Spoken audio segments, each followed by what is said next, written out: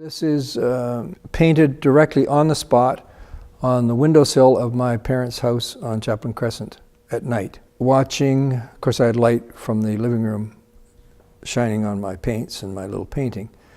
And I don't know how I happened to capture it, but I think I did nail it. And this definitely puts me in period. In those days you still had horse-drawn delivery. Brown's bread, that's a Brown's bread wagon with a tired horse coming back at the end of a long day. And sometimes milk delivery was horse-drawn as well. In the background is the backyard of somebody, their name was French. June French lived in the background. I think there's air and space in that.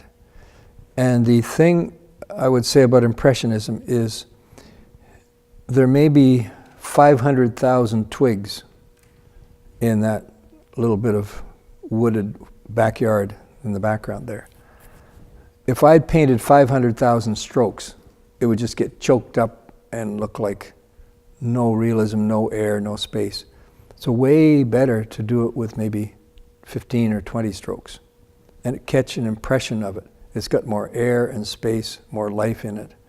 And the same with the trees in the foreground, which were the little thornapple trees I mentioned earlier, where I got the little twigs for my hummingbird perches, which were in the front yard. They have been cut down now, unfortunately, at 287 Chaplin Crescent. And is the elm tree there? Yeah, there's a big elm tree just in front of the Brown's bread wagon that died, of course, unfortunately, from Dutch elm disease. Incidentally, we flooded that, my dad flooded that area with the hose, and we had a skating rink on our front yard in the wintertime. And it's great. It was no good for playing hockey on, but you could skate in among the trees and grab a tree and swing around it on your skates and stuff like that. So really neat, but you can see how close we were to the street. That's Chaplin Crescent.